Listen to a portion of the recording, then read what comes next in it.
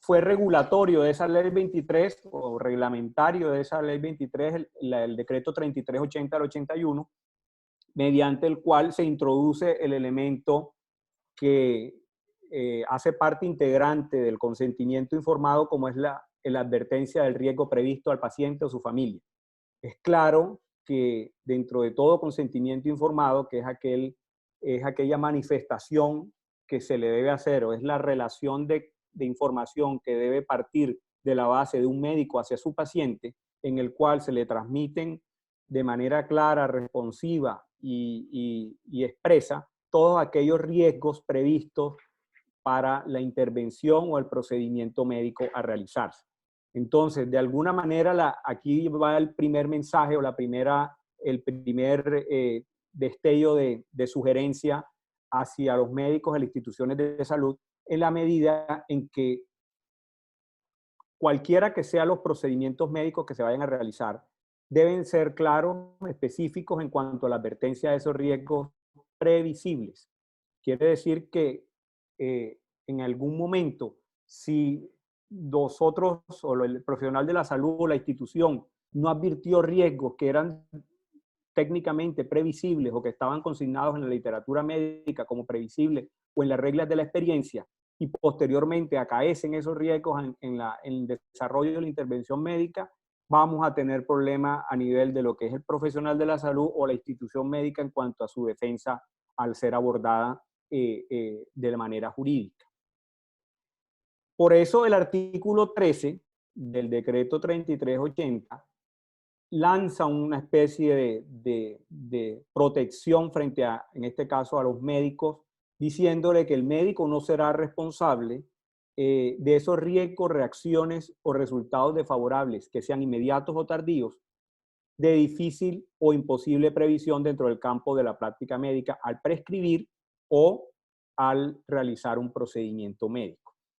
En estos casos, llamo la atención muy especialmente de aquellos consentimientos informados de manera, que son elaborados de manera genérica. De hecho, la asociación que agrupa o regula agrupa y defiende en su manera de apoyo a nivel de cobertura a los distintos profesionales de salud, que es la Asociación Colombiana de Anestesiología y Reanimación, FEPADE. A través de ellos se han diseñado, de esa institución, tengo conocimiento muy cercano, que se han diseñado distintos tipos de consentimiento informado para distintos tipos de procedimientos. Y es en la cual en unos pudieran ser más laxos, en otros pudieran ser más estrictos frente a la advertencia de esos riesgos. Pero el mensaje fundamentalmente es no seamos genéricos en lo que debamos decir, porque el mañana o el futuro en lo que debíamos decir y no dijimos, mañana va a ser una dificultad que se va a tener a nivel de la defensa judicial de un médico o una institución de salud frente a cualquier acto médico cuya consecuencia, cuyos resultados pudieran ser desfavorables al paciente. Luego, la resolución 1995 del 99 nuevamente ya establece unas claras pautas sobre el cómo debe diligenciarse la historia clínica. Entonces, si se dan cuenta que desde el 81 hasta el 99 hemos ido como de poquito a poquito completando todo ese tipo de normativas o esa exigencia a nivel de lo que es el diligenciamiento de la historia clínica, empezando por una regla básica que es que todo paciente que se atienda por primera vez debe realizar el proceso de apertura de historia clínica. En esto encontramos esa obligación que debe ser incluso desde el mismo ingreso del paciente a la institución de salud por triage, para efectos de que cualquiera que hubiera sido la determinación que se adoptara en el triage, en ese momento quedara consignada en la historia clínica del paciente y no como de pronto ocurre en la práctica de pacientes que se les da un indebido direccionamiento o no se les da un manejo completo de la información frente al proceder a seguir respecto a la patología que en ese momento esté abordando.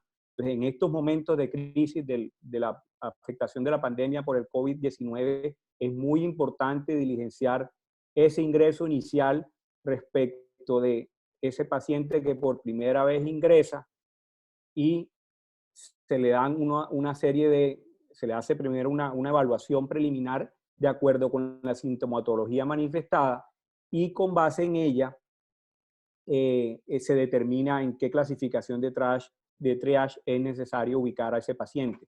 Lo digo porque específicamente pudiéramos estar dejando escapar muchos pacientes que a consecuencia de unos síntomas aparentemente inofensivos o,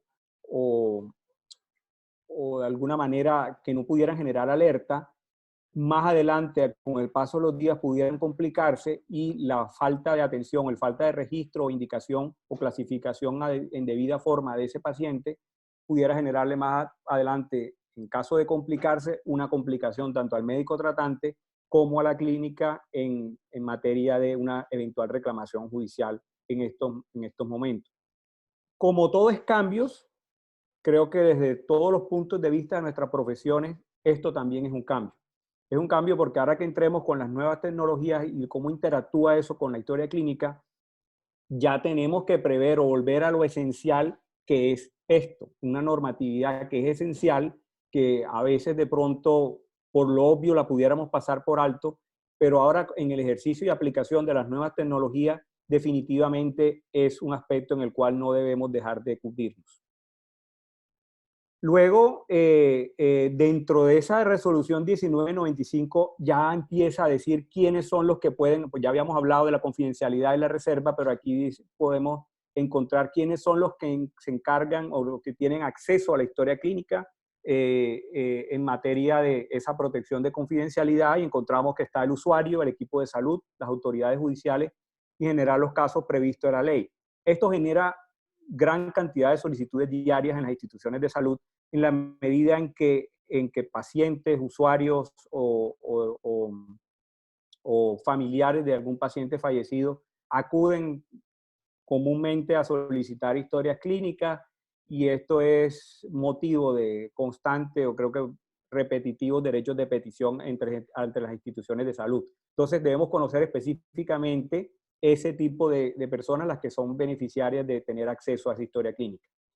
Luego, en ese estudio intermedio de lo que es la historia clínica y otras actividades que se desarrollan en virtud de la actividad de la prestación de servicios de salud, encontramos el decreto 2200 del 2005 que reglamentó el servicio farmacéutico. Y aquí nuevamente, sin ser específico esta regulación de la historia clínica, nos enseña, nos indica en el artículo 16, cuando se refiere a la prescripción de medicamentos, que esta debe hacerse por escrito, previa evaluación del paciente y registro de sus condiciones y el diagnóstico consignado en historia clínica. Entonces, la prescripción de medicamentos tiene relación inequívoca con la historia clínica. O sea, prescripciones de ¿Aló? medicamentos. ¿Sí, buenas? ¿Aló, aló? Prescripciones de medicamentos que se hagan por fuera de la historia clínica no deberían tener soporte. Y lo que hacen, a contrario, es de realizarle un beneficio en ese momento expedito al paciente frente a esa prescripción, es poner en riesgo tanto al profesional médico como a la institución de salud. Por eso, en el artículo 6 es claro donde indica, donde regula que la prescripción debe permitir la correlación de los medicamentos prescritos con el diagnóstico. Esto, aunque inocentemente no desde el punto de vista legal, sino desde el punto de vista de lo que ustedes manejan a diario, pudiera ser inocente, pudiera no tener relevancia, esto es uno de los criterios de responsabilidad civil médica, por cuanto el médico responde a nivel profesional por culpa. Culpa quiere decir por, de alguna manera, no haber tenido la diligencia acorde al cuidado o a la necesidad médica de un paciente en su tratamiento. Y en este caso, el error de conducta en prescribirle un medicamento no adecuado a la patología que esté presentando o a las condiciones fisiopatológicas del paciente ya es un criterio que determina la posible o eventual existencia de responsabilidad civil de predicarse de la existencia de un daño, o sea, de existir un daño en la salud del paciente. Luego, el artículo 19, que también parecería inocente hasta reciente ocurrencia de un lamentable suceso a nivel nacional, es la de las obligaciones de esos dispensadores de servicios de salud, de medicamentos. En el caso concreto de algunas IPS que dispensen medicamentos al interior de sus instituciones, o lo que es de alguna manera igualmente aplicable para los auxiliares de la salud, sea enfermeras, sea instrumentadores quirúrgicos. En este caso, se establece en el artículo 19 la obligación, en el artículo 19, en el numeral quinto, la obligación de verificar y controlar que los medicamentos dispensados correspondan a los prescritos.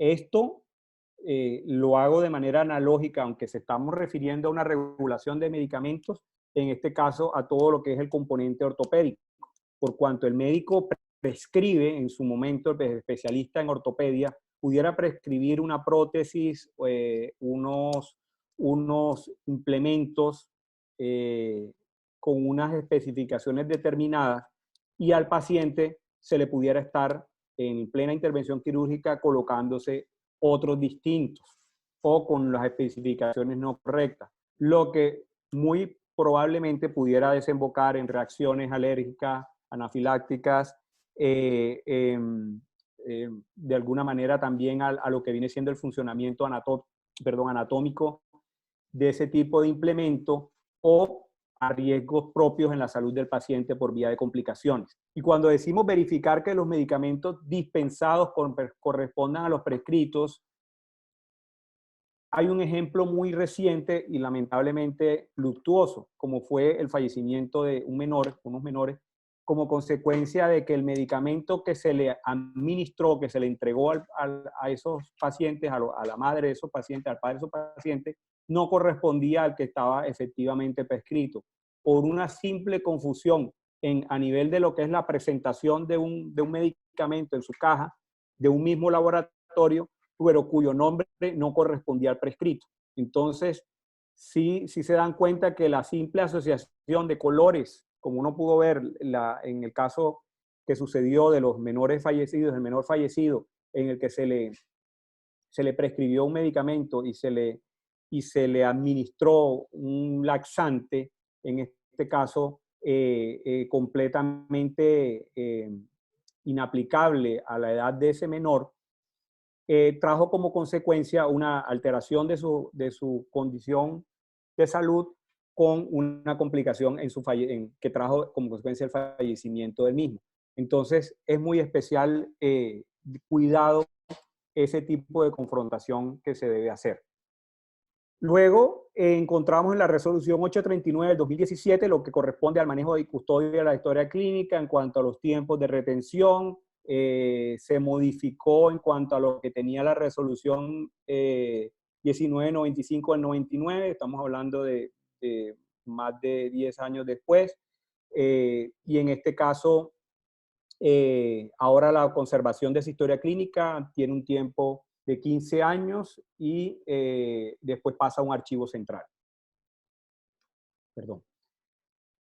Pasados esos trámites es que es posible la eliminación de la historia clínica a nivel de las instituciones de salud. Esa les dejo como referencia esa resolución simplemente para efectos de conservación de la historia clínica, pero no tiene ninguna relevancia distinta al tema que nos ocupa. Por último, se dictó recientemente la Ley 2015 del 2020, mediante el cual se crea la historia clínica interoperable y se dictan otras disposiciones. En esta disposición sí ya va muy armonizada o muy ensamblada con lo que era la historia clínica desde 1981 con la Ley 23 hasta la actualidad. ¿Y en qué sentido la integra o cumple esa ley una función integradora?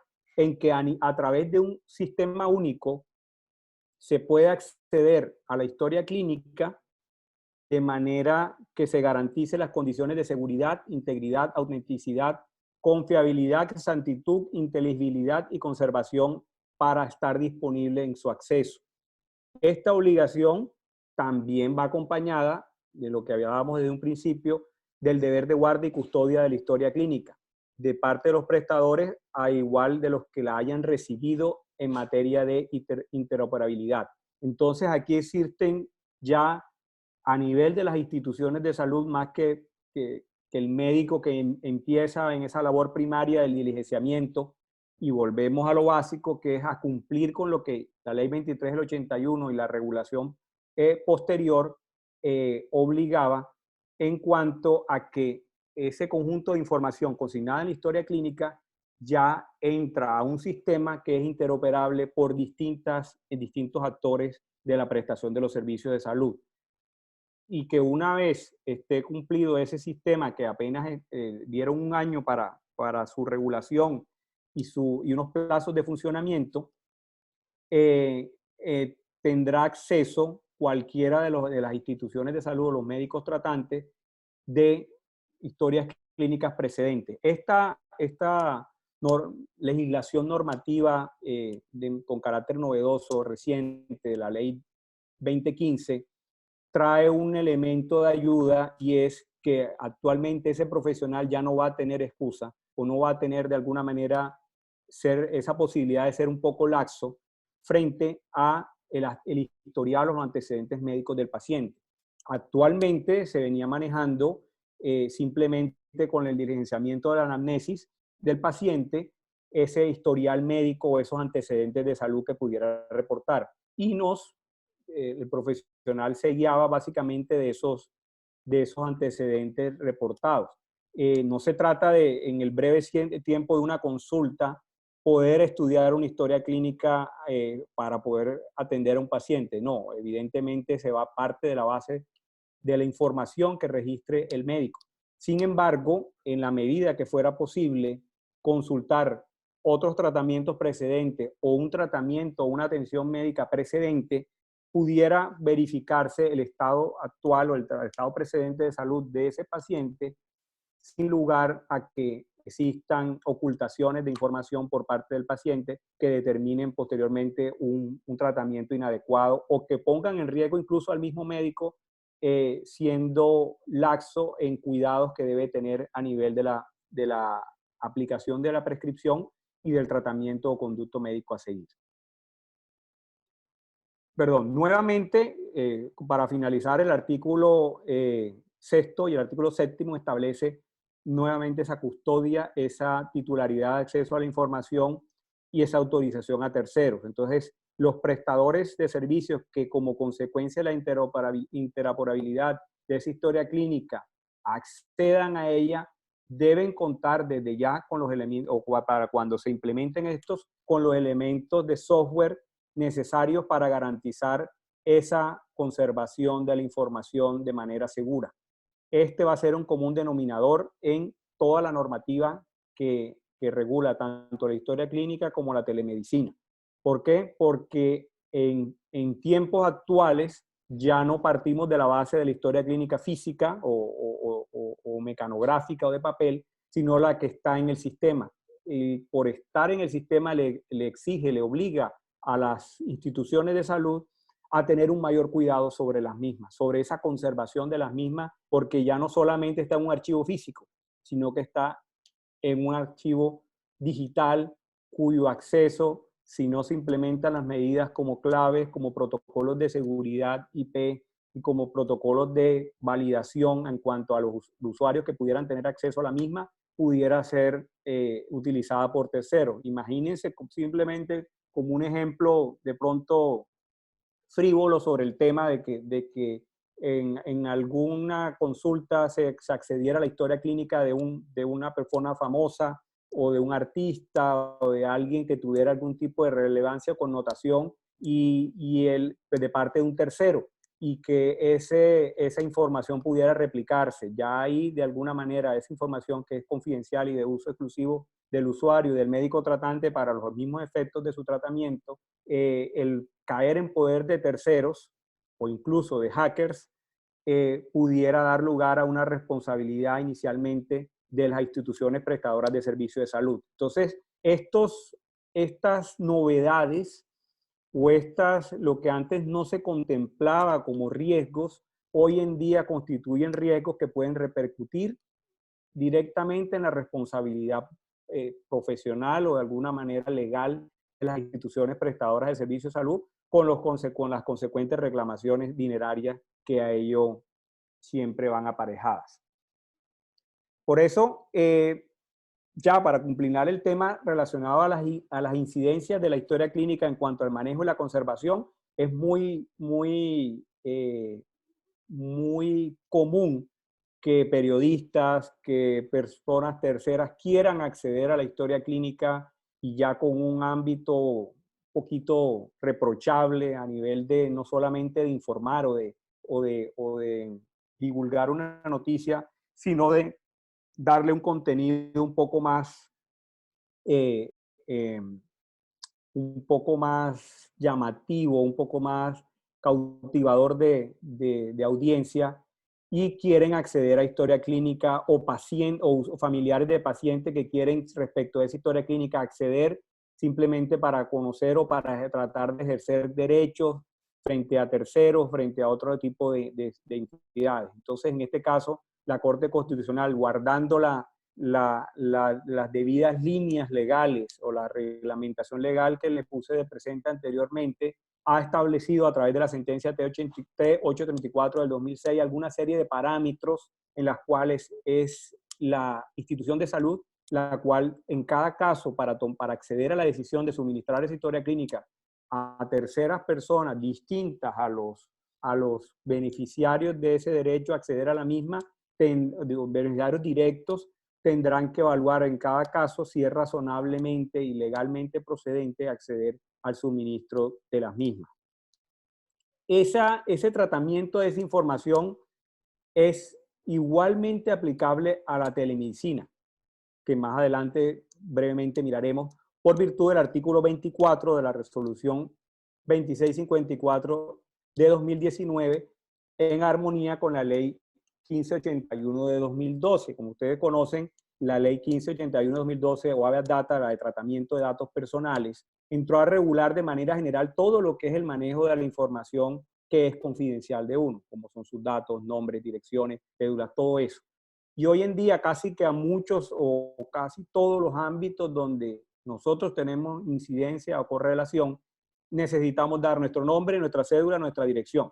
Me llama la atención, le abro un caso particular ahora preparando la conferencia, que hoy entré a una notaría y en la notaría me pidieron dato de dirección, dato de nombre completo, cédula, teléfono, me faltó pedirle el correo electrónico.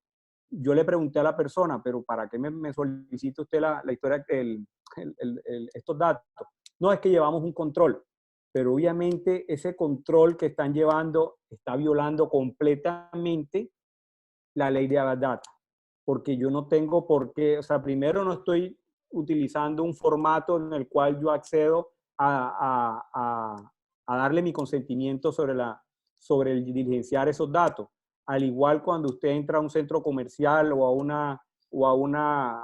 un supermercado que le dicen, dígame sus datos de dirección, de teléfono, ya eso está rayando en los componentes de violaciones a la ley 1581 de 2012 y que en el caso de concreto de historia clínica, que es el tema que nos ocupa, tiene mayor relevancia frente al paciente. Frente al paciente porque a partir de que, ahora lo veremos, se acceda a consultas médicas mediante telemedicina, mediante consulta virtual, es casi que, mejor dicho, obligatorio una serie de cumplimientos de protocolos, tanto para el consentimiento informado como al acceder a esa teleconsulta. Luego encontramos la conservación en armonía con todo lo que anterior que hemos elaborado. Ya sí tocamos uno de los temas que viene siendo de mayor resorte, de mayor relevancia en tiempos del COVID-19, como es el acceso a la medicina a través de medios, de nuevas tecnologías y de medios digitales. Como sabemos, la implementación de servicios como la telesalud y la telemedicina fue regulado a través de la Ley 1419 del 2010. Pero miren lo curioso del tema. La Ley 1419 del 2010 que reguló el tema de telesalud fue objetada en su momento por el gobierno nacional por inconveniente.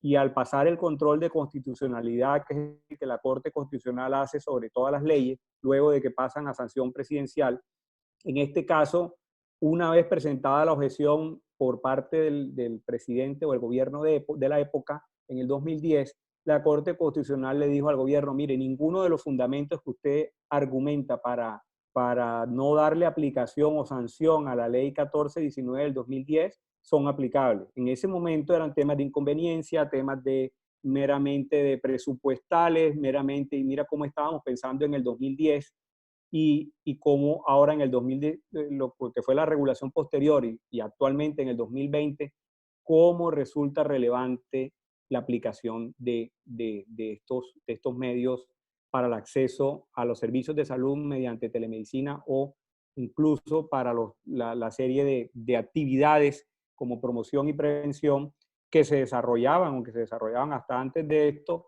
muy comúnmente a través de manera presencial en las distintas instituciones, contando incluso con especialistas que atienden los programas de promoción y prevención de las distintas EPS de manera presencial. Ahora, con mayor rigor, coge vigencia la aplicación de la Ley 1419 del 2010, que posteriormente fue regulada hace un año con la Resolución 2654 del 2019. Entonces, encontramos dos términos que a pesar de que estaban regulados desde el 2010, parecían en el olvido o parecían no tenían la misma relevancia que la atención médica presencial, que eran telesalud y telemedicina. Cuando referimos a telesalud, yo lo englobo como decir, este es el género y la telemedicina es la especie, por tomándolo desde la misma definición propia como la telesalud, como el conjunto de actividades relacionadas con la salud, servicios y métodos a los cuales se llevan a cabo a distancia, con la ayuda de tecnologías de la información y telecomunicaciones, incluye entre otras la telemedicina y la teleeducación en salud. Mientras que la telemedicina, que ya es, como decir, la especie de esa novedad legislativa, y además de eso, a nivel de la ciencia médica, es la provisión de servicios de salud a distancia en los componentes de promoción, prevención, diagnóstico, tratamiento y rehabilitación por profesionales de la salud que utilizan tecnologías de la información y la comunicación que le permiten intercambiar datos con el propósito de facilitar el acceso y la oportunidad en la prestación de los servicios a la población que presente con limitaciones de oferta o acceso a los servicios de salud por temas de área geográfica. Si se dan cuenta, eso que uno veía utópico en una sociedad moderna, porque la gran concentración de personas está y de las instituciones prestadoras de servicios de salud está en las ciudades capitales y que solamente los primeros niveles en los municipios o en las regiones del país que no tuvieran más del primer nivel de atención de salud, tendrían que acudir a eso. Ya ahora esto cobra mayor vigencia a nivel de todos los profesionales de la salud.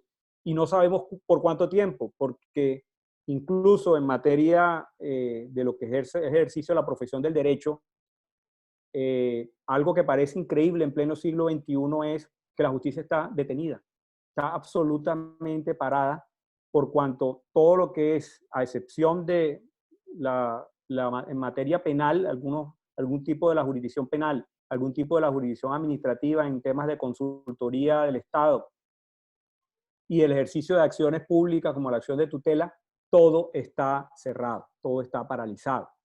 Y en el pleno siglo XXI, existiendo normativa para la implementación de llevar procesos judiciales a través de esos mecanismos y o lo que en este caso aplicado a las leyes que le he hecho referencia sobre los servicios de salud, uno diría, es inexplicable que no le hayamos metido bastante energías a esto y ahora es lo único con lo que contamos.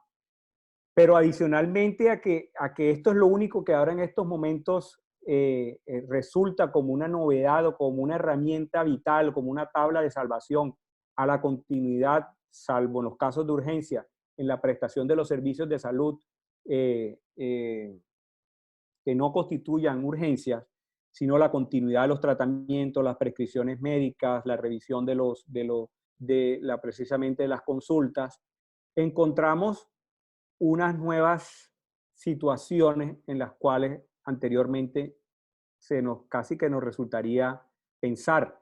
Haciendo el estudio de esto, uno diría, bueno, la telemedicina, de acuerdo con la aplicación de la definición, pudiera cualquier persona inocente decir, o profana en el tema, decir que aplicaría para cualquiera o que sería exigible para cualquier rama de la medicina. Pues pensaría el suscrito que definitivamente no. Existirían ciertas especialidades en las cuales, tanto por el nivel de intervención como el nivel de ayudas diagnósticas que requieren en un paciente aplicar sus conocimientos y la prescripción o el tratamiento a seguir, en que esa telemedicina o este tipo de teleconsultas o a través de mecanismos con el uso de tecnologías pudiera tener cierta restricción o pudiera tener ciertas salvedades, como para que me entiendan un poco más. Por ejemplo, hablando con un colega de una institución prestadora de servicios de salud de la especialidad en oftalmología, me decía, Antonio, está bien lo de la telemedicina, pero ¿cómo hago yo para hacer cierto tipo de diagnósticos o cierto tipo de prescripciones o de valoraciones médicas a un paciente en el cual solamente para el abordaje al ojo necesito inequívocamente sí o no sí, necesito la ayuda de determinado elemento o instrumento? Entonces, en ese momento me puso a pensar de manera diferente a lo que uno pensaba o lo que uno intuía de esta normativa, que pudiera pensarse sería aplicable a todo el tipo de especialidades, a llevar a un convencimiento, a un pensamiento mucho más restringido al cuidado de qué especialidades definitivamente pudieran llevarse el seguimiento, la continuidad de esos procesos de atención de salud, perdón, a través de ese tipo de instrumentos o de tecnologías.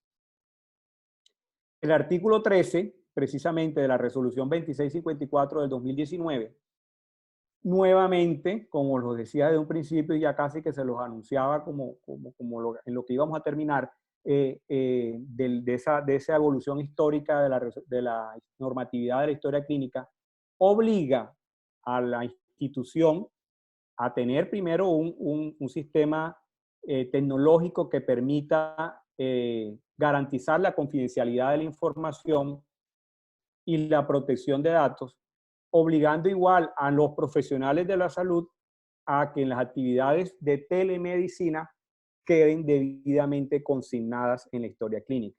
Entonces aquí va otro de los llamados destellos de cuidado que debemos de tener frente a el ejercicio diario de la medicina y concretamente a la actuación o a las actividades de las distintas entidades, instituciones prestadoras de servicios de salud frente a ese deber. Por ello, en el caso de la telemedicina o telesalud, regula la misma ley que esta puede prestarse a través de dos mecanismos. De uno que es el mecanismo sincrónico y otro el mecanismo asincrónico, que determina en una especie de interactiva o no interactiva. Y dentro de la misma normatividad, en el artículo segundo, mire que trae otro elemento novedoso que uno pensaría antes no pudiera o no sería como una aplicación actual, que es la inteligencia artificial. Sin embargo, la inteligencia artificial actualmente cobra mayor vigencia y les cuento como anécdota precisamente de parte de una de las personas que nos acompañan en este caso, una de las empresas que nos acompaña en este caso, como es la empresa Todo Ortopédico, la que tuvo la oportunidad en algún momento liderando un proyecto de ciencia y tecnología, de invitarme a la presentación del lanzamiento de unos productos o de una herramienta tecnológica a través de la inteligencia artificial. En el momento en que a mí me invitaron, yo la verdad decía, se lo digo así con absoluta transparencia, ¿eso cómo se come? O sea, no era para mí, desde el punto de vista como una formación jurídica y legal a nivel de la asesoría en materia de servicios de salud, ¿cómo sería aplicable ese tipo de tecnologías a nivel de lo que es el desarrollo de ciencia y tecnología aplicada a el ejercicio diario de ustedes como médicos o instituciones de salud? Y luego de una muy destacable presentación, entendí, y ahora preparando esta misma conferencia, que cobra mayor vigencia la inteligencia artificial a nivel de lo que es el ejercicio remoto de la profesión o de la prestación de los servicios de salud mediante la inteligencia artificial. ¿Por qué mediante la inteligencia artificial? Porque mediante ese mecanismo de ciencia y tecnología se puede metódicamente preparar lo que viene siendo el implemento, la preparación de una intervención quirúrgica, teniendo como base, obviamente, todo lo que viene siendo los antecedentes de historia clínica, pero para ello todo debe estar consignado en ella. Por eso, nuevamente, el llamado es que en aplicación de este tipo de nuevas tecnologías, de este tipo de regulación que actualmente es la que nos impera, es a hacer muy expedita y hacer muy juiciosamente el diligenciamiento de la historia clínica en primera medida. Otra medida que hace parte del acceso a esa telemedicina, a esa consulta médica, es el consentimiento informado. ¿Por qué el consentimiento informado que estábamos viendo desde el artículo 14 de la ley 23 del 81? Porque dentro de esa práctica médica a través del ejercicio de la telemedicina, nosotros o las instituciones de salud tienen un deber principal. Primero, obtener el consentimiento. Y aquí en este caso es solo, o sea, lo que ustedes antes no pedían un consentimiento informado para acceder a una consulta médica a ese paciente. No, el consentimiento informado era para intervenciones o procedimientos. Así sea el más sencillo, se requería el consentimiento informado. Pero ahora, para la intervención a través de una atención médica mediante telemedicina o telesalud, en este caso, se requiere una forma muy, podría decir yo, estricta de obtener consentimiento del paciente frente a eso.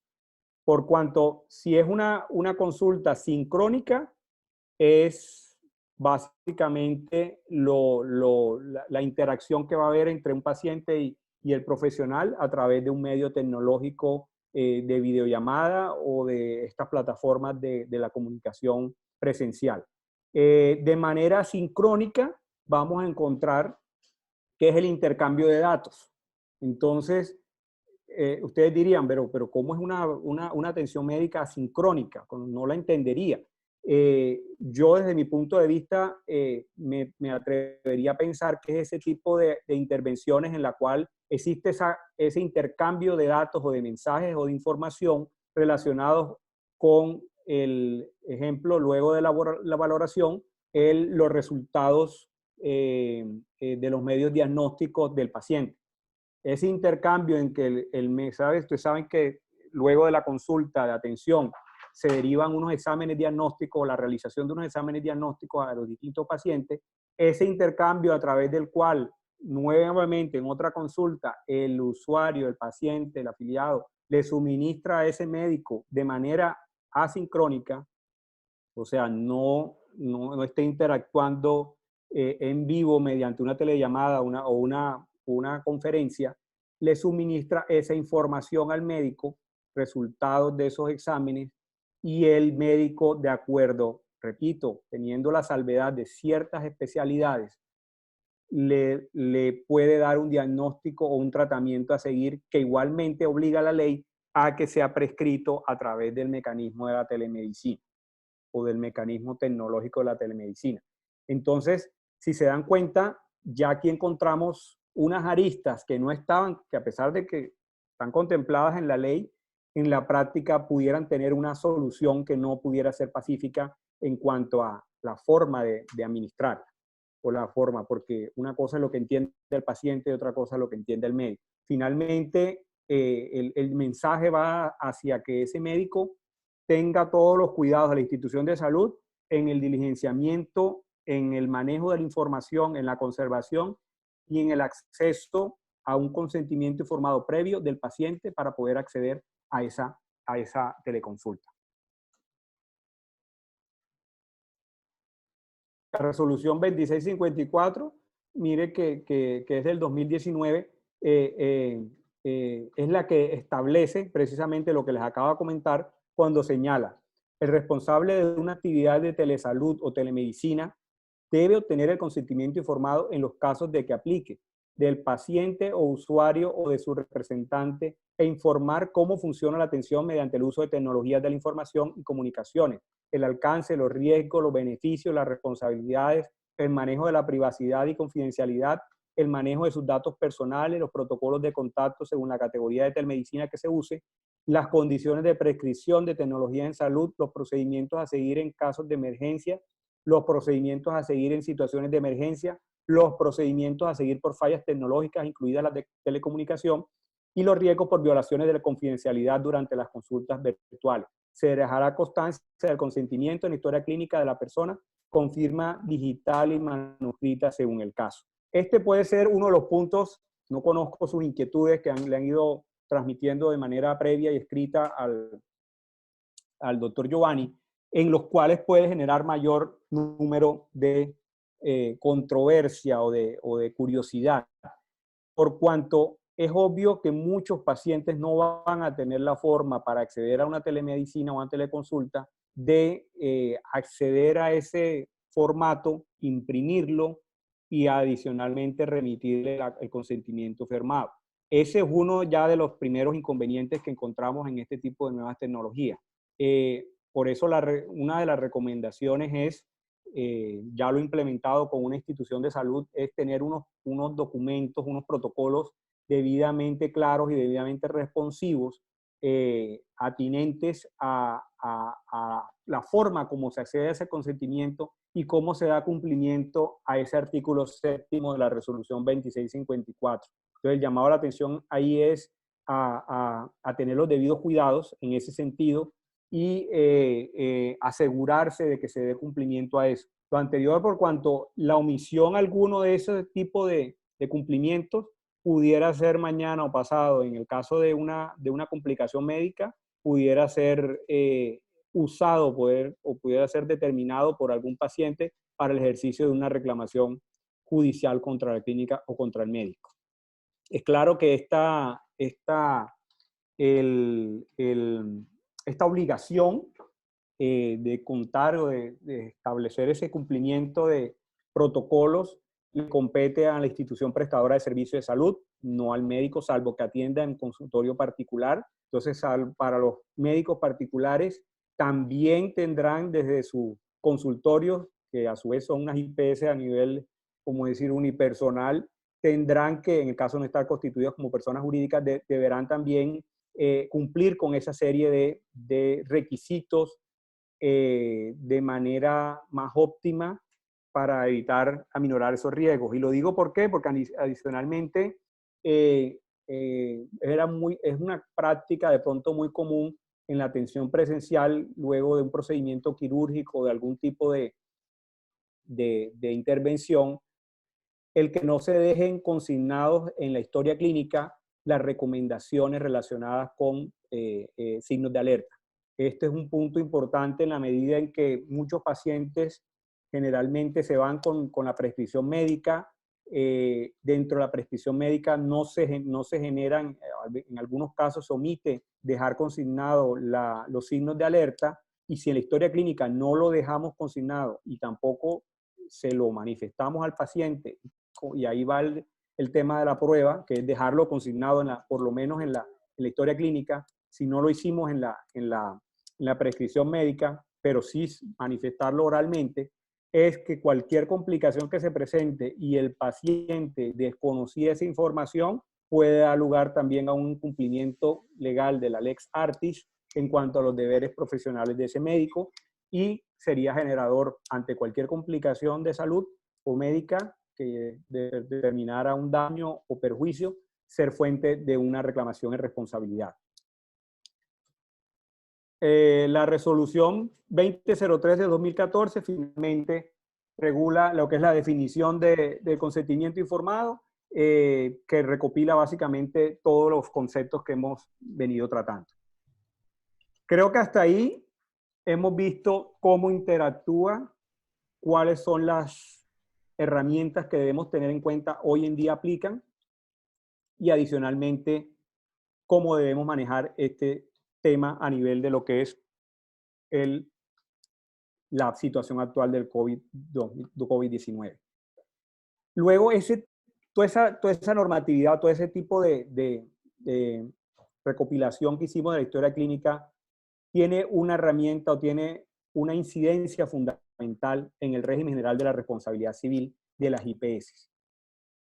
¿Por qué? Porque aquí dentro de las IPS funcionan la persona jurídica, que es la institución como tal que presta todo lo que viene siendo la hospedería, la infraestructura técnica y científica para la prestación de los servicios, como la interacción o la incidencia que tienen cada uno de los médicos tratantes o de los especialistas, los auxiliares de salud y el cuerpo médico en la atención de un paciente o en general de la prestación de los servicios de salud.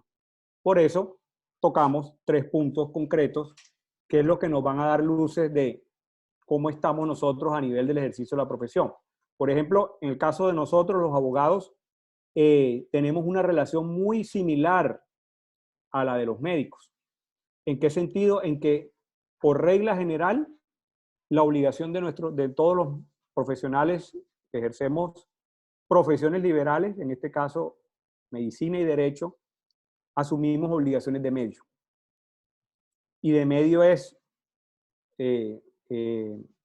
tomar todo lo que corresponde a la diligencia, cuidado y la aplicación del conocimiento a una situación específica. Una situación específica de salud, una situación específica que tenga algún tipo de implicación legal en el caso de nosotros los abogados. Entonces, somos similares en eso, y por eso mismo yo les hago esta recopilación a manera de saber en qué estamos los profesionales de la salud que ejercen desde la institución prestadora de servicios de salud IPS hasta los distintos cuerpos o equipos de salud que intervienen al paciente.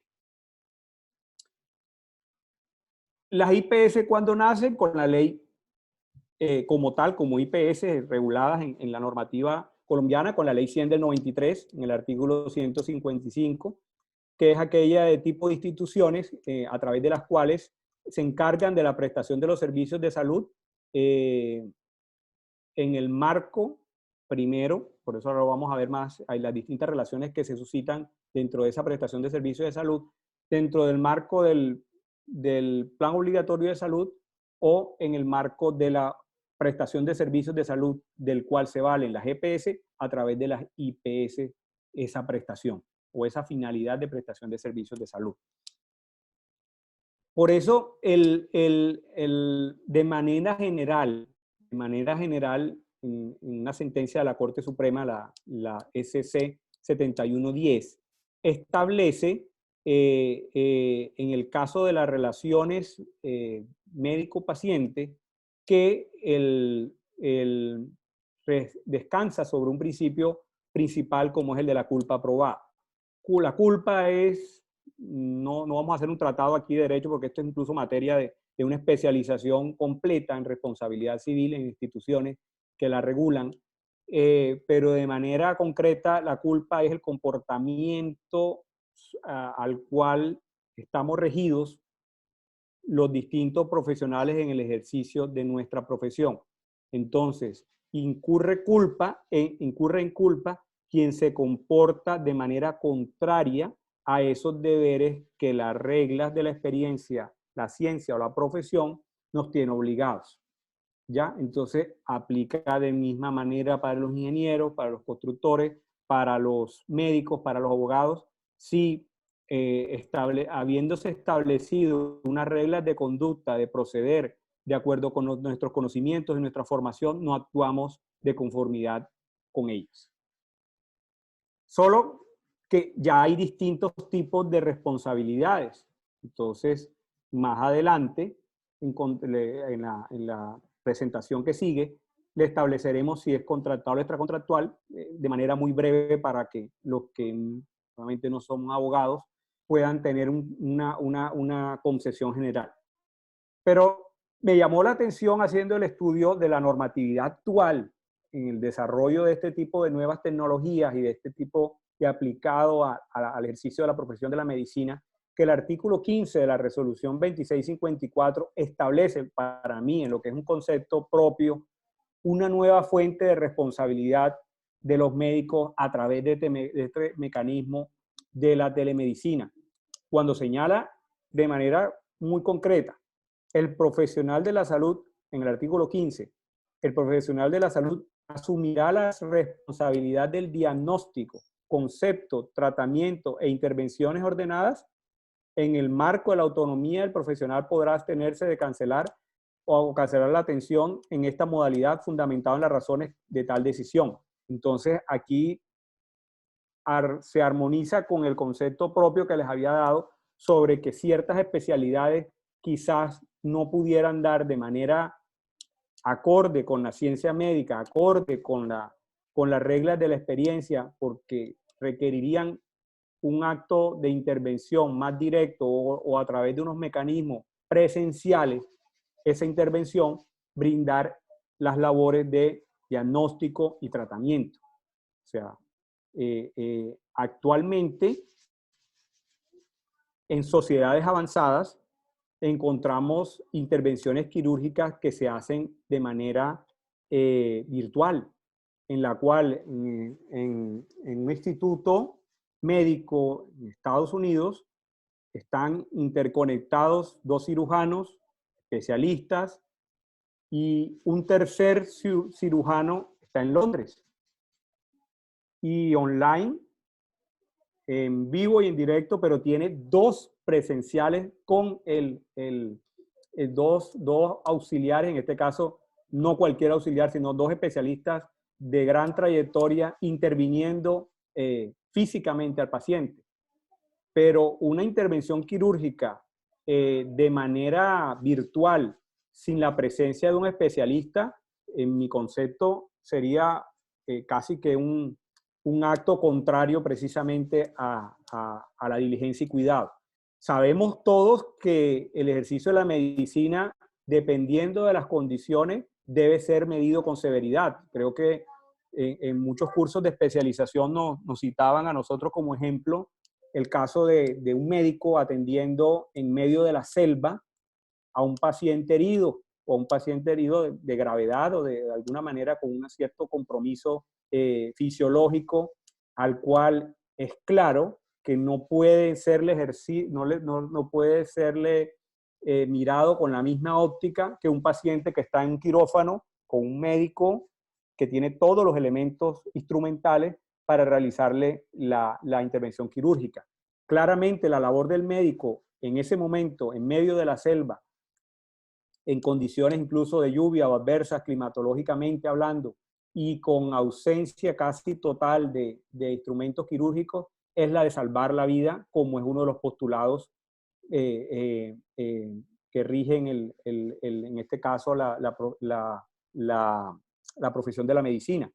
O sea, poner los elementos, sus conocimientos y sus medios en medio, perdonen la redundancia, de esa situación adversa para salvarle la vida a un paciente. Y claramente no puede ser juzgado, no podría ser procesado judicialmente, tanto ni materia penal ni materia civil, diciendo que el médico es que no aplicó, en este caso no aplicó que le hicieran un examen diagnóstico a ver si tenía los niveles elevados de azúcar o glicemia o de tal tipo de cosas.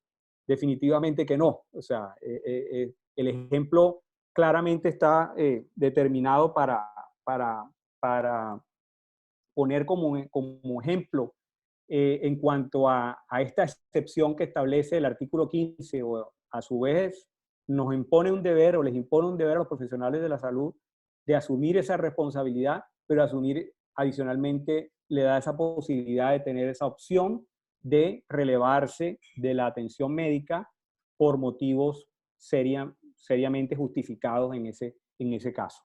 Es claro que todo lo correspondiente al ejercicio de esta telemedicina son obligaciones que debe cumplir dentro de los criterios de habilitación el prestador de servicios de salud.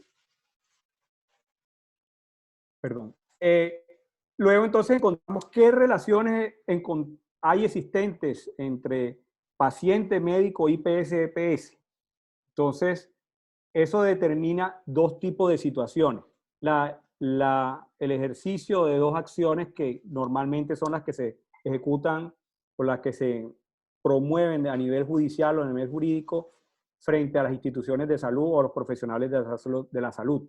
De manera muy concreta, y se los digo con mucha humildad por cuanto este es un tema que sería objeto concretamente de especialización, de la diferencia entre una responsabilidad contractual y extracontractual, pero quiero ser muy claro y muy responsivo a nivel de que tengan la mayor claridad posible, siendo ustedes profesionales de la salud, auxiliares o instituciones prestadoras de servicios de salud.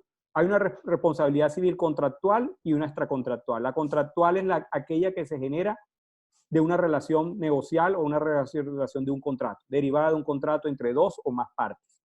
Ya. Entonces, como saben ustedes, dentro de su vida diaria, si yo celebro un contrato, el obligado a cumplirme es el que con la contraparte contractual.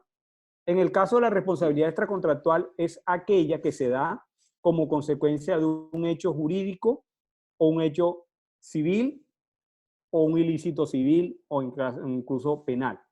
Entonces, no media una relación contractual entre esas dos partes previamente. No se conocían, nadie le dijo, venga acá, yo lo atiendo. No, simplemente llegó, lo atendieron y sufrió como consecuencia de atención un daño o perjuicio. Entonces encontramos unas relaciones EPS, ARL, entidades de medicina prepagada, y una IPS. Entre esa relación, entre esas instituciones, no está todavía el paciente involucrado, hay claramente una responsabilidad civil contractual. La IPS le exige a estas tres entidades que le paguen sus servicios. Y las EPS, a su vez, le exigen a la IPS la prestación del servicio de salud acorde con los estándares que está habilitado y por la cual fue contratada. Luego viene una relación EPS, ARL, entidades de medicina propagada o planes adicionales de salud, paciente, aquí ingresa un tercero, y la IPS. ¿Ya? Entonces, esa atención que se le presta a ese tercero nace no de un contrato entre el paciente y la IPS, sino que nace de una relación contractual existente entre la IPS, como lo señalaba precedentemente, y la ARL, la entidad de medicina prepagada o los planes adicionales de salud, las aseguradoras. ¿Ya? Entonces, en principio, uno diría, frente al paciente no tengo contrato, podría ser una responsabilidad civil extracontractual. Eso ahora se los voy a explicar cómo fue tratado por la jurisprudencia de la Corte. Y bueno, y luego viene una relación IPS-paciente a través de un contrato particular, un contrato de salud, y se tiene de igual manera aplicable a los médicos tratantes de manera particular, no como IPS, sino como médico particular. Ahí están las relaciones dadas en la prestación de los servicios de salud. La dificultad estribaba en saber qué tipo de responsabilidad era, si era contractual o extracontractual. ¿Por qué contractual? Porque mediante la contractual lo que se delimita es a qué me obligo yo. ¿A qué me obligo yo con el paciente? Además de las reglas de la experiencia, lo que es la lex artis, ¿qué me obligué yo con ese paciente? Prestarle un servicio de salud de determinada manera, ¿verdad? Mientras que en la responsabilidad civil extracontractual hay una obligación de no causar daño. Y el hecho que le cause un daño inequívocamente genera un tipo de responsabilidad civil extracontractual si se dan otros elementos, como es la relación causal o una relación de causalidad, que es por qué le causé ese daño y si ese daño definitivamente le está obligado o no a soportarlo. Eso es en la sentencia C-1008 del 2010, que ahí les dejo como referencia, cuando la Corte se aborda o se trata de analizar, la Corte Constitucional, la diferencia entre la responsabilidad contractual y la responsabilidad civil extracontractual. Entonces, así igual como les hice con la historia clínica, les refiero brevemente, porque hay jurisprudencia toda la que ustedes quieran desde el año 40 y pico, sobre materia de responsabilidad médica, me acudo básicamente a dejarles la que para mí trascendentalmente nos puede marcar la diferencia de posturas y del pensamiento actual. Por eso encontramos una sentencia, la 6430 del 2002, de un magistrado que causó en su momento revuelo. Y revuelo porque antes de esa sentencia, ante la dificultad de saber si los actores que eran demandados respondían contractual o extracontractualmente conforme a los criterios que les esbocé brevemente en la presentación anterior, muchas víctimas o muchos reclamantes encontraban dificultades de serles impartido, de serles de alguna manera dado justicia a su caso, ¿ya?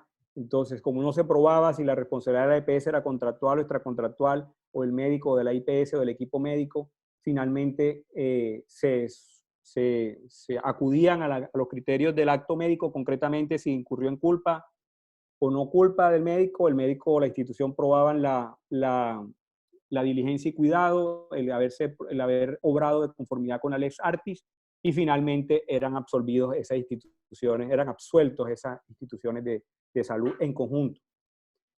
Entonces, en esta sentencia, básicamente estaban una IPS demandada, un médico oftalmólogo, un equipo de salud dentro del cual se encontraba un anestesiólogo, en el cual, producto de una intervención quirúrgica, se produce un daño ocular que evidentemente produjo la visceración del ojo de la persona, del paciente, y el paciente posteriormente reclamó perjuicios derivados de una culpa o falla médica en el actuar y en el proceder. Entonces, lo que quiero explicarles acá era el tratamiento que era dado en ese momento, o que fue dado en ese momento para solucionar el caso. Habiendo acudido ese paciente a una IPS como consecuencia de una autorización de la EPS y como consecuencia de ello la programación de un procedimiento quirúrgico que resultó con un acto dañoso, que en ese caso concreto, quiere decir que todo acto médico sea dañoso, a consecuencia de que se produzca un resultado desfavorable, por cuanto para ello se tiene que probar el incumplimiento de las reglas de conducta, el dolo o la culpa, la causación del daño. En ese caso, la Corte decidió darle el mismo rasero a todos. Decidió adoptar la siguiente postura. Siendo un paciente que acude a la prestación de un servicio de salud en el cual accedo a ese servicio con un médico, con un cuerpo médico, a mí no me interesa saber si finalmente hubo contrato o no contrato. Yo accedí a la prestación de un servicio y hay una especie, que lo que señalaba en este momento la Corte, de una obligación al todo, en el cual la EPS, mediante la autorización, la IPS, mediante la contratación de un médico para que atendiera esa cirugía, le prestó un servicio a ese paciente, el cual no se cumplió adecuadamente. Entonces, la Corte concluye, si se trata de una responsabilidad derivada del incumplimiento de una misma prestación y se lesiona el mismo interés y produce el daño, en este caso lo que deben de responder es solidariamente. Entonces, fundamentalmente en esa sentencia lo que se hizo fue todo responde. Responde el médico, responde el equipo de salud, responde la IPS, responde la EPS que fue a través de la cual actuó el paciente. Y en este caso, ojo, en este caso tiene la particular característica que hubo falla de uno de los integrantes del cuerpo médico, del equipo médico en desarrollo de la intervención quirúrgica. De pronto no hubo culpa de la EPS, de pronto no hubo culpa de la IPS, que fue la que prestó el quirófano, presta todo el servicio, infraestructura y tecnología, pero sí hubo culpa de uno de los integrantes. Entonces, la Corte lo que hizo, todos se obligaron a la misma prestación de servicio finalmente y todos responden solidariamente. Yo no me voy a preocupar por saber si este la embarró o este de alguna manera acudió o hizo un debido procedimiento, no. Entonces, en ese momento, esta sentencia fue hito a nivel de las víctimas o los afectados en la prestación de servicios de salud, por cuanto los englobó a todos a responder solidariamente. En esta otra sentencia del 22 de marzo del 2007, la responsabilidad fue a lo contrario, o sea, fue el criterio de juzgamiento fue exactamente igual. Todo responde. Pero aquí la culpa en este tipo de procedimiento no fue de la clínica, no fue del médico tratante, fue de la EPS en demorar la autorización. Otro caso que también era muy comúnmente conocido y también era con mucha frecuencia presentado a nivel de los despachos judiciales. Entonces, ¿cómo se defendieron los médicos? ¿Cómo se defendió la clínica? Era una cirugía cardiovascular que se requería y que en la historia clínica habían dejado consignado expresamente que requería el tratamiento de un cambio de una válvula aórtica, y el paciente se dejó consignado en la historia clínica que era urgente el procedimiento. Autoríceme, en este caso la UCI, el cambio valvular y yo le realizo la cirugía. Y en más de una ocasión de la historia clínica queda consignado lo relativo a se espera la autorización de la EPS, se espera la autorización de la EPS. ¿Y qué hizo la Corte en este caso? No hizo condenar solamente a la EPS. Por eso les digo que con igual criterio de responsabilidad que la sentencia del 2002. Aquí dijo, todo me responde de manera solidaria, por cuanto usted médico, usted IPS, aun cuando no hubiera, aquí hay responsabilidad de la EPS por no haber autorizado a tiempo. Se demoró en sus trámites legales que le establece la ley 100. Usted médico dejó consignado en la historia clínica que el paciente requería ese procedimiento y la IPS debió realizar el procedimiento y en la medida del tiempo esperar la autorización y ver cómo cobraba ese tipo de procedimiento. Pero lo que estaba de por medio era la vida del paciente. Y como incumplieron todos, cada uno en una parte, todos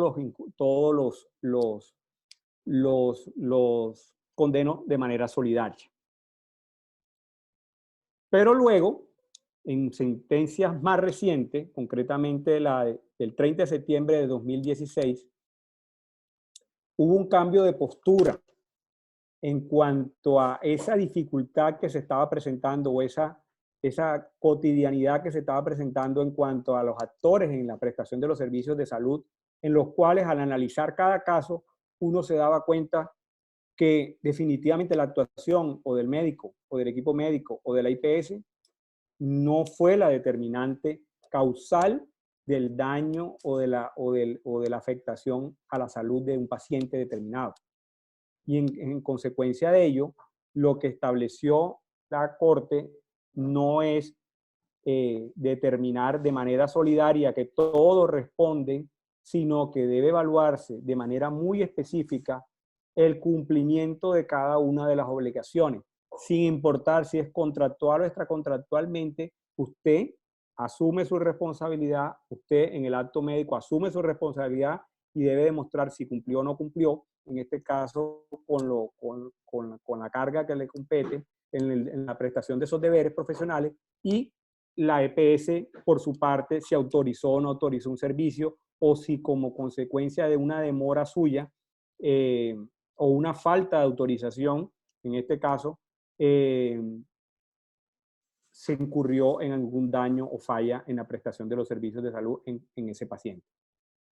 Entonces, ese ha sido el tratamiento hasta la fecha de hoy, en el cual se ve comprometida la responsabilidad civil, pero siendo analizada de manera individual para cada uno de los actores de la prestación de los servicios de salud a nivel del sistema de salud colombiano. De esta manera, creo que tratando de ser lo más conciso, claro, directo y responsivo, traté de compilar esta información que creo y espero resulte, mi mayor beneficio sería que resulte de utilidad para todos los prestadores, para nuestro cliente, y que además de eso nos sirve como todo lo que además no solamente el COVID nos va a traer o nos ha traído cosas malas, sino que tenemos que darle un cambio, debemos que darle una visión diferente a que nos ha traído cosas buenas en cuanto a lo que vamos a aprender y lo mejor es que vamos a salir de esta situación, a nivel de todos nuestros aspectos familiares, personales y mucho más empresariales. Entonces, desde el punto de vista profesional, les he dejado unas pautas, unas recomendaciones, unos puntos de vista, algunos todavía no son pacíficos, algunos nos falta mucho por aprender en lo que va a ser a futuro este ejercicio, pero que definitivamente espero de la mejor manera haya sido de su agrado y de utilidad. Muchísimas gracias, doctor Giovanni, por la invitación y a todos los participantes. Gracias. Gracias, doctor Antonio Dávila, por su magistral presentación. Indiscutible, esto en términos prácticos, doctor Dávila, fue absolutamente importante esta presentación para el grupo de especialistas. Llegamos a 100 personas, desafortunadamente esta plataforma no admite sino 100 personas, entonces pues en algunos momentos algunos no pudieron ingresar, pero hemos tenido agradecimiento permanente de parte de los asistentes a través del chat general y de manera directa. Y por supuesto hay preguntas, doctor Dávila, para todos.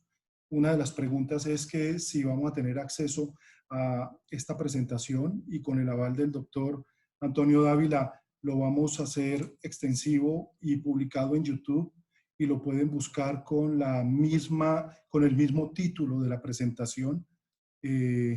Tan pronto terminemos esta magistral presentación. Vamos a pasar a la ronda de preguntas, si me lo permite, doctor Dávila. Claro, cómo no, con gusto. Gracias. Tenemos unas cuantas preguntas. Una de ellas tiene que ver con, bueno, y algunas se resumen en unas que he tratado de agregar. Entonces, conociendo, doctor, la situación en este momento de vulnerabilidad, no solamente de los pacientes, sino también del grupo médico y paramédico, actualmente por razones de contagio directo, aunque el especialista o el médico general, en muchos casos, pero vamos a hablar específicamente de cirugías, aunque el especialista dé un consentimiento, haga firmar el consentimiento informado por parte del paciente, queda cubierto su responsabilidad con este consentimiento informado, aún en esta crisis de pandemia, teniendo en cuenta el riesgo altísimo de contagio directo que se tiene, o no se debería programar en esta época cirugías electivas, teniendo en cuenta que la cirugía electiva pues, es el nombre que se le da a todas las cirugías que no sean de emergencia y que se puedan postergar por lo menos de 24 horas o un poco más este tipo de procedimientos. Entonces, ¿se debe o no se debe programar cirugías electivas teniendo un consentimiento informado, teniendo en cuenta el riesgo altísimo de contagio para ambas partes. Siga, doctor. Sí, muy buena pregunta. La verdad, estamos construyendo, lo digo desde el punto de vista académico, unas nuevas tesis de responsabilidad civil médica. Me parece valiosa la pregunta y lo digo por varios aspectos. Primero, porque la prestación del servicio de salud es un servicio público y como tal nos regulamos a lo que establezcan las resoluciones y las resoluciones del Ministerio de la Protección Social. Entonces, salvo alguna restricción de tipo legal, tengo entendido que precisamente muchas instituciones prestadoras de servicios de salud restringieron precisamente acatando no conozco la directiva, pero sí acatando de alguna manera las directrices del Ministerio de la Protección Social, la suspensión de ese tipo de procedimientos de manera electiva a nivel de lo que es pacientes. Entonces ya uno comienza a pensar el tema, listo, es hacer restrictivo ese tipo de procedimientos durante el periodo inicial de lo que han sido estos confinamientos obligatorios a nivel de lo que es las instituciones de salud, porque están destinados a prestar servicio de urgencia y atención. Pero en el momento en que se prolongue el tiempo, este tipo de confinamiento, surge esa pregunta clásica que de manera excepcional a qué medidas o qué decisiones tomar a nivel de las instituciones prestadoras de servicios de salud. Y eso tiene una incidencia directa en lo que fue el motivo de la charla hoy, que es la historia clínica y el consentimiento informado, ¿ya? En términos normales, salvo que existiera una restricción administrativa para la prestación de servicios de salud en materia electiva, el criterio del suscrito es que en algún momento, reuniendo las condiciones y cumpliendo los protocolos de bioseguridad establecidos por el Ministerio, pudiera darse paso a la reactivación de ese tipo de procedimiento. Ojo, con una salvedad. Y es la salvedad que más hice o la que más de alguna manera pretendo destacar con esta charla, que es con el consentimiento informado. ¿Por qué? Porque si en condiciones de no COVID-19 toda institución de salud está expuesta, como es de casi que de ordinario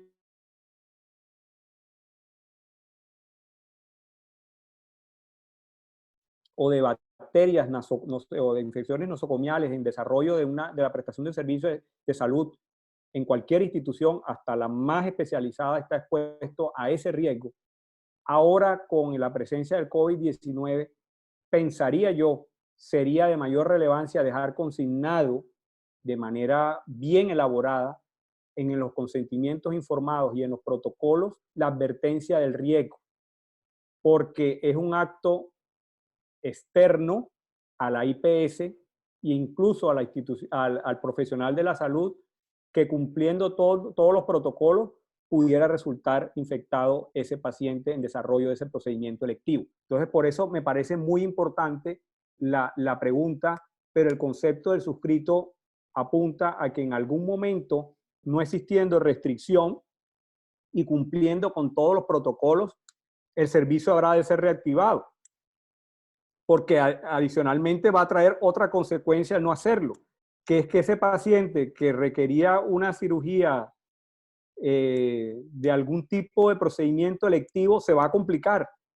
Y en la historia clínica lo último que va a aparecer es que el señor necesita la cirugía de cierre de hernia umbilical.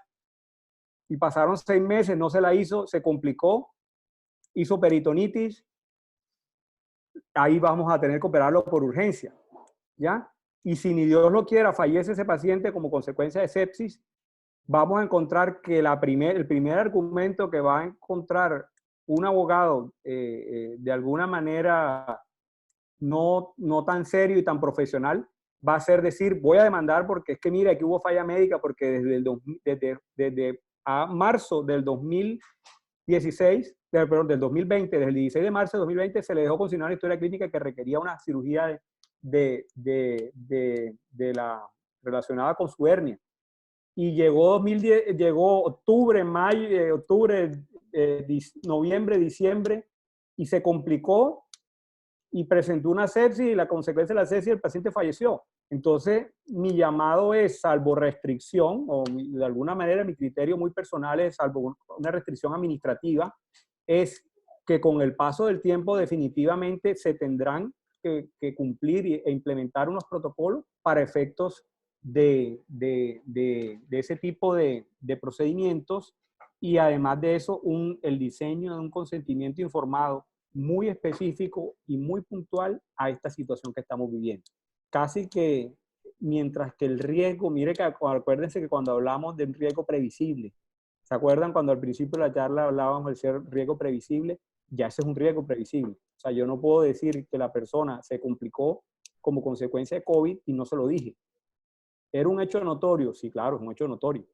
Pero el hecho de que sea un hecho notorio no quiere decir que me releva responsabilidad porque no le transmití el riesgo como Muy médico y bien. como institución y no se lo advertí además de eso, ¿ya? Si la persona aún así acepta realizar el procedimiento y además de eso cumpliéndose todos los protocolos de bioseguridad, tanto por la institución como del médico tratante, el riesgo yo se lo trasladé y es una eventualidad que habiendo ocurrido, yo se la manifesté y se la transmití. Muy bien, doctor Dávila. Usted ahora nos habló al principio de la charla sobre la confidencialidad y la protección de datos con la 1581 del 2012 y lo referente a la Big Data, y nos habló de la reforma 1419 del 2010, donde se reglamenta la telemedicina y la telesalud. Sin embargo, esto para muchas de las IPS de este país puede ser aplicable, para otras no tanto. Traigo a colación una frase que usted menciona sobre no un paciente en una selva o en un lugar aislado, pues no va a tener acceso a esa telemedicina, y el médico no se puede abstener porque uno de sus grandes deberes, y además está en el juramento, es salvar vidas. Entonces, ¿cómo se pueden blindar estas IPS que no tienen el soporte tecnológico para atender pacientes que no sea a través de telemedicina? Bueno, básicamente, si se dan cuenta, la norma estaba diseñada desde el 2010 para la atención de pacientes que tuvieran alguna dificultad de tipo geográfico o de tipo asistencial, o sea, de que la medicina pudiera llegar a ese tipo de pacientes. En el caso de lugares alejados o en el caso de pacientes que en una cierta región geográfica no tuvieran ni siquiera una IPS de primer nivel y en este caso el régimen de salud respectivo decidiera contratar a una IPS con ámbito de operación más cercano. Ejemplo, personas en caseríos, en municipios que no tienen ni siquiera centro de salud. Entonces, en esos casos, la única herramienta aplicable era la aplicación de la telemedicina. Por eso es que en ese caso, en ausencia de por lo menos tener la posibilidad de garantizar de que el paciente dé consentimiento lo dice la norma, manuscrito o en forma digital, es buscar las alternativas tecnológicas o de software de implementar ese mecanismo para el cual quede inequívocamente demostrado, registrado, que el paciente dio consentimiento primero frente a eso y segundo, que la IPS le advirtió todo el cómo opera a través de ese mecanismo, tanto la telemedicina como el procedimiento diagnóstico, la valoración y todo eso, o sea, cómo se le va a dar a través de esa manera, e incluso dejando registro de la prescripción médica. Entonces, en materia de lo que viene siendo comercio electrónico, estoy haciendo una analogía que no está en la ley, en este caso de telemedicina, porque la ley expresamente señala que tiene que ser mediante el mecanismo mecanográfico o manuscrito o firma digital. Ese es uno de de las grandes dificultades a nivel de que incluso pacientes que no tengan un escáner para decirle, le mando el consentimiento informado. Aquí es donde entran en juego la ciencia y las nuevas tecnologías para diseñar un procedimiento tecnológico a través del cual la persona acceda y a través de un mecanismo inequívoco que pueda acreditar o registrar que es ese paciente el que dio el consentimiento sobre la telemedicina y todo lo que se iría a tratar en el componente como tal de la atención mediante ese sistema, fue aceptado por él. ¿Ya? Adicionalmente a lo que le tienen que manifestar sobre la guarda de la información y la tecnología en esos medios de tecnología. Entonces, pienso yo que pese a dificultades tecnológicas, en este caso las IPS tendrán que hacer un mayor esfuerzo para evitar ese tipo de riesgo en cuanto a establecer el mecanismo idóneo a través del cual pudiera ser superada esa aceptación. Les tocaba el tema de comercio electrónico o de contratación digital o de alguna manera, porque si se dan cuenta, cuando accedemos a distintas plataformas, cuando usted le da el acepto a las condiciones, a los términos generales de esa contratación, usted no está colocándole la firma, pero sí le está dando una aceptación, no le está dando una firma digital ni nada, pero sí le está dando una aceptación a esos términos de contenido digital que usted está interactuando o que está intermediando cuando accede a ese tipo de plataforma. Entonces, pensaría que en este caso los expertos en tecnología tendrán que idearse la forma, pero repito, siguiendo muy de cerca la normatividad que nos regula, en este caso el decreto, frente al cumplimiento de esos aspectos. Muy bien, doctor. Jurídicamente, ¿cómo se puede obtener una certificación de aceptación del consentimiento informado? Porque la comunicación que se realiza actualmente con la persona o con el paciente se hace mediante las plataformas de comunicación virtual. Sí, pero eso va, esa pregunta creo que es muy de la mano de la respuesta anterior, precisamente porque la ley lo que dice es que debe obtener el consentimiento informado para atender ese tipo de consultas mediante telemedicina, habiéndole advertido, habiéndole informado todo ese contenido que establece la resolución. En este sentido, o sea, tiene que haber algún mecanismo precisamente de aceptación a nivel sistemático que permita que inequívocamente esa persona que accedió mediante un correo electrónico, mediante un teléfono, mediante una IP, pueda asociarse al paciente que está en este caso solicitando la atención de servicio. Esa es, creo que, la mayor dificultad que nos espera o que espera a las IPS, porque adicionalmente es que pasado mañana, si pasa algún hecho que pudiera resultar nocivo, lo primero con lo cual nos vamos a defender jurídicamente va a ser eso. Y si actualmente ciertas instituciones de salud, IPS, tienen dificultad con los consentimientos informados de manera genérica, que están siendo elaborados, que son elaborados de manera genérica, imagínense ustedes las dificultades que van a tener frente a una teleconsulta, ¿ya? En la cual pudieran no estar recogidos todos esos aspectos que establece la resolución. Entonces, el llamado a la atención es asesorarse bien en ese sentido, en hacer las cosas básicamente con el mayor cumplimiento que se pueda acreditar, porque no hay otra definitivamente. O sea, actualmente hay instituciones de salud que tienen consentimientos genéricos de manera general para todo tipo de procedimientos y resulta que cuando hay o sea, hasta que no pasan las cosas, definitivamente no se adoptan medidas. No, ese consentimiento no ha funcionado bien hace 20 años. Y hace 20 años, mire toda la normatividad que cambió, o 10 años, le pongo un ejemplo. Entonces, lo mismo le pongo el ejemplo yo a ustedes, si nosotros compramos un avión de guerra hace 10 años, créanme que la tecnología aplicada 10 años después para defensa y para navegación no es exactamente igual. Y si seguimos navegando con la defensa y con los sistemas de navegación de hace 10 años, es muy probable que ese avión se caerá o lo derribarán en vuelo. Entonces, colocando ese ejemplo de manera análoga, pienso yo que tenemos que estar actualizados al cumplimiento de esta normatividad. Ese es el mensaje básico de la charla. Muy bien, doctor. Y uniendo la pregunta que acaba de hacer uno de nuestros asistentes, complementaría si responde esta siguiente pregunta. Dice, ¿es obligatorio grabar las teleconsultas o simplemente con el registro que se hizo por este medio es suficiente?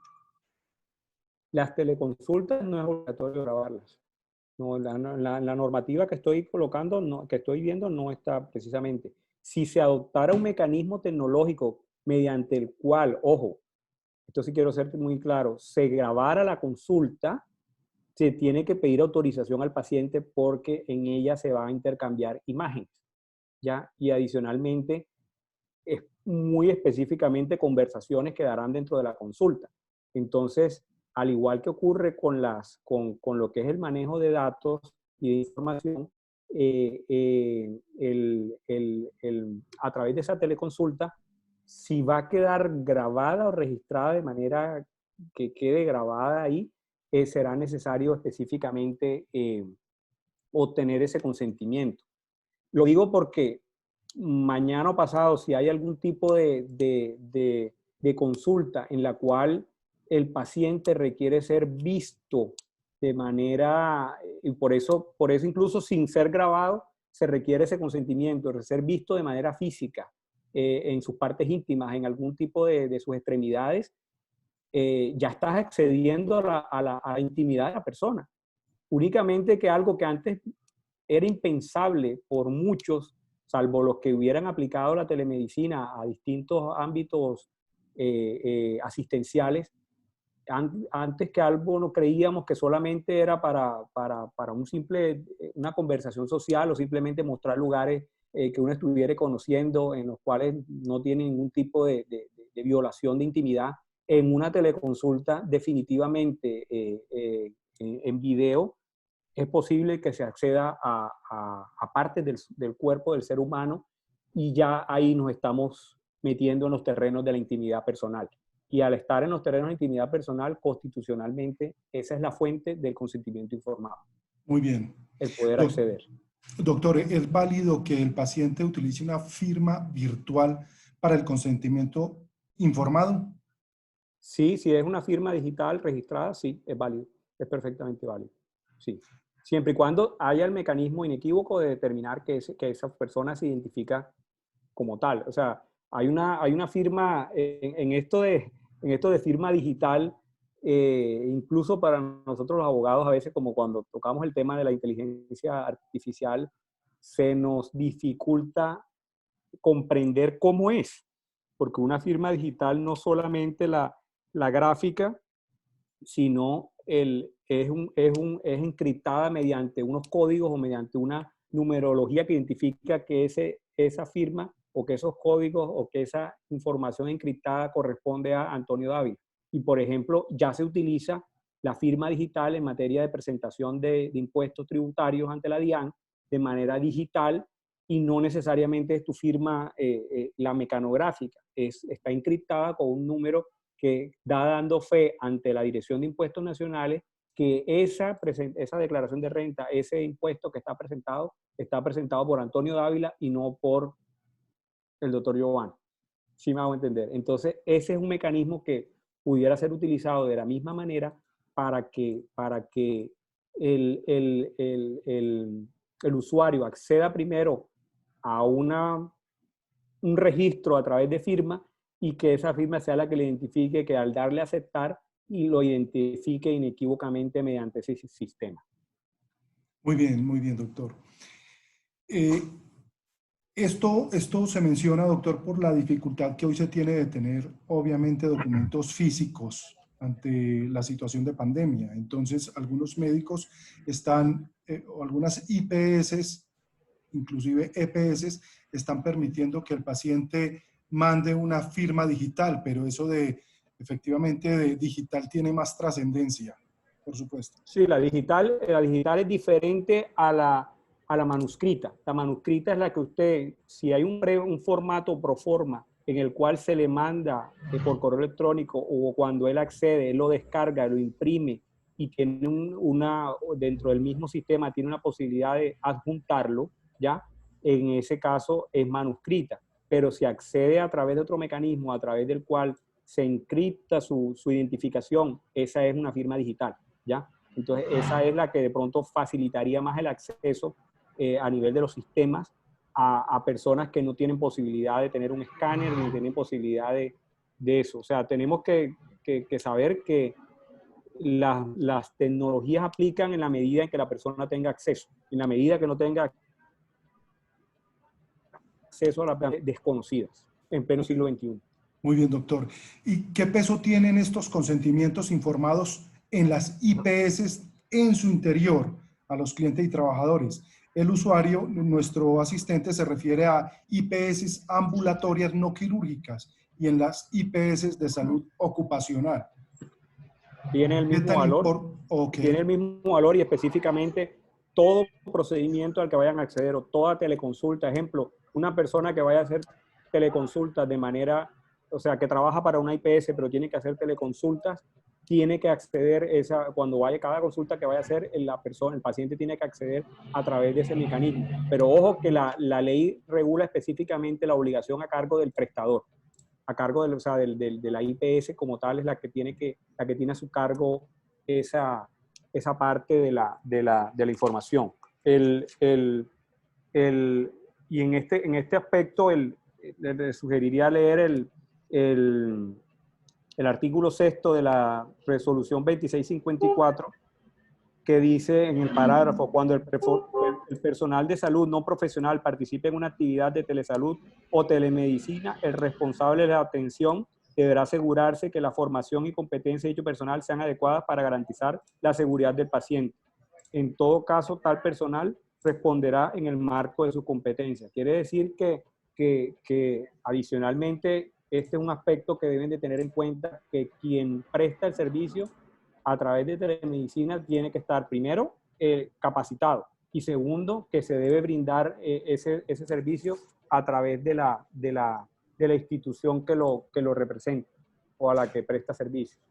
Ok, doctor Dávila. Y entonces, con base en esto, si un paciente envía el consentimiento informado en un email diciendo acepto, ¿sería suficiente jurídicamente para el especialista y para la IPS? Siempre y cuando sea inequívoca la identificación del paciente, sí. Sí, pero como le digo, la norma no lo dice así, pero de alguna manera tenemos que buscar formas de establecer idoneidad y confiabilidad en el manejo de la información.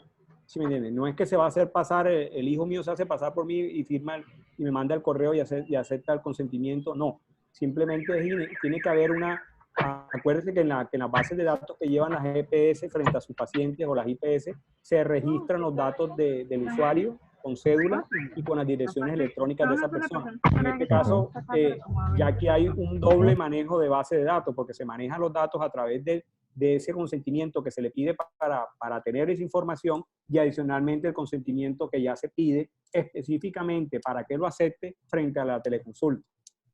Ok.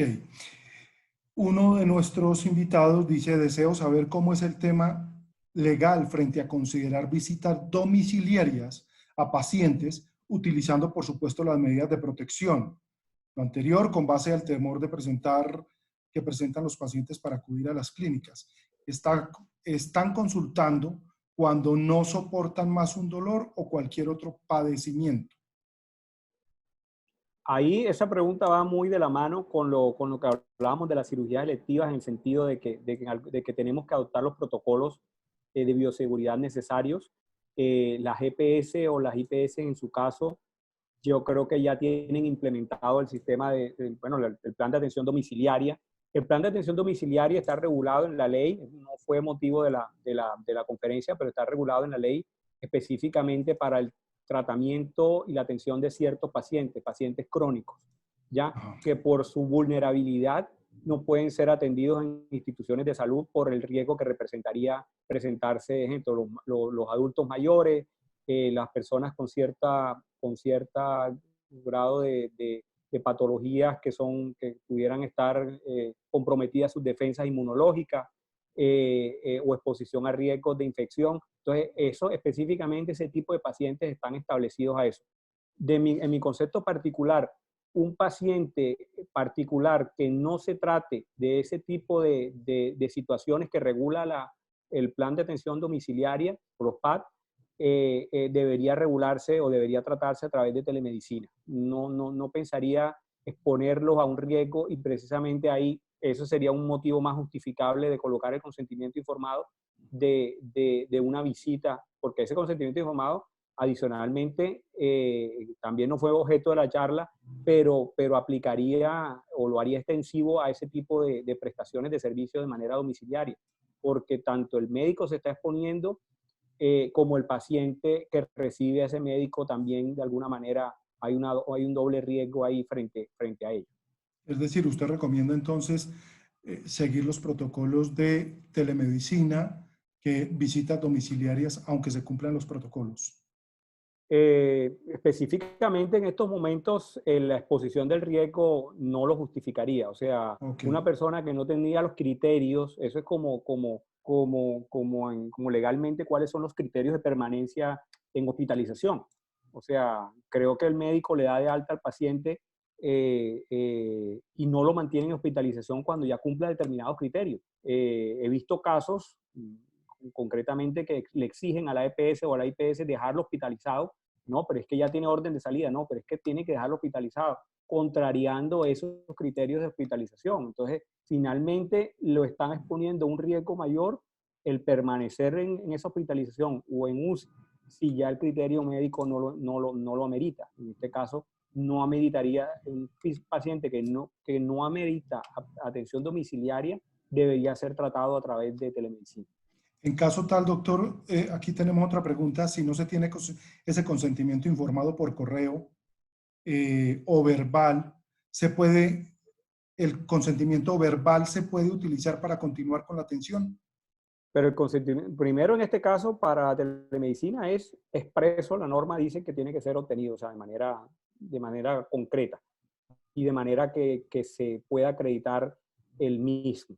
Entonces, un consentimiento verbal por telemedicina pudiera tener el riesgo de no ser, o sea, ser algo así como inoponible, porque como a la hora de un procedimiento o de alguna dificultad, ¿cómo vamos a acreditar que la persona sí dio el consentimiento frente a incluso al manejo de su información a nivel clínico e incluso al manejo de su exposición a temas de su intimidad personal? Entonces, o sea, yo no recomendaría exponerse a un consentimiento verbal, máximo cuando la norma expresamente lo señala de que debe estar consignado en historia clínica. Y si no tenemos cómo, o sea, el consentimiento no es unilateral, en el sentido de que no sale de la IPS, sale del paciente. Ahí va una comunicación de doble vía en la cual el médico le transmite la información de los riesgos que representa la prestación de servicio o de alguna manera la atención médica a los cuales pudiera estar expuesto, y es el destinatario de ese consentimiento informado, que es el paciente, el que tiene que dar su aceptación o anuencia. Entonces, un consentimiento es lo mismo que un consentimiento informado en blanco. O sea, generalmente cuando ocurre de pronto alguna desgracia en un quirófano y uno pide el consentimiento informado, no, es que no lo alcanzó a firmar, y los familiares, no, tampoco, porque ellos, no, salvo el consentimiento informado, salvo en los casos de urgencia que establece la ley 23 del 81 y las resoluciones reglamentarias, es donde establece en qué casos no se exigirá el consentimiento informado. ¿Ya? Ok. Pero de todas maneras, el verbal para mí no tendría ningún tipo de validez a nivel de lo que estamos tocando. Esta es la última pregunta, doctor Antonio. Para especialistas que atienden de manera particular, ¿con qué documentos se pueden amparar o apoyar para gestionar el tema de la habilitación en la atención por teleconsulta? En caso de que no esté ligado a una IPS directamente, sino como consulta particular, ¿qué contexto debería tener el consentimiento informado básicamente? El consentimiento informado, bueno, el cumplimiento de los requisitos que establece la resolución 2654. Fundamentalmente es, en ese caso, eso. Tendría que tener también de alguna manera, no sé si eso se está prestando, incluso antes del COVID, la capacitación de telemedicina, pero sí definitivamente debería requerirse. Acuérdense que el mismo profesional, la misma norma dice que el profesional podrá abstenerse de prestar el servicio cuando considere, por ejemplo, que, mire, yo no lo puedo atender por telemedicina, me tocaría atenderlo presencialmente porque la especialidad, el tipo de implemento o instrumentos con los cuales tengo que hacerle el diagnóstico no van más allá del simplemente de los medios diagnósticos, estos que se remiten, exámenes de diagnóstico, hemograma o algún tipo de imagen diagnóstica. No, requiero, por ejemplo, en el caso de los oftalmólogos, en el caso de que se requiera algún tipo de examen físico concreto del paciente, definitivamente es requerido el consentimiento informado en esos casos, cumpliendo los presupuestos establecidos en la resolución. Muy bien, doctor Antonio, muchísimas gracias por tan excelente presentación de altísima utilidad para todos y cada uno de los asistentes. Tienen en pantalla el email del doctor Antonio Dávila García y por favor los invitamos a que nos sigan a la empresa Todo Ortopédico en las redes sociales, en Instagram y en Twitter. Estamos como @todoortopédico y en YouTube como Todo Ortopédico SAS.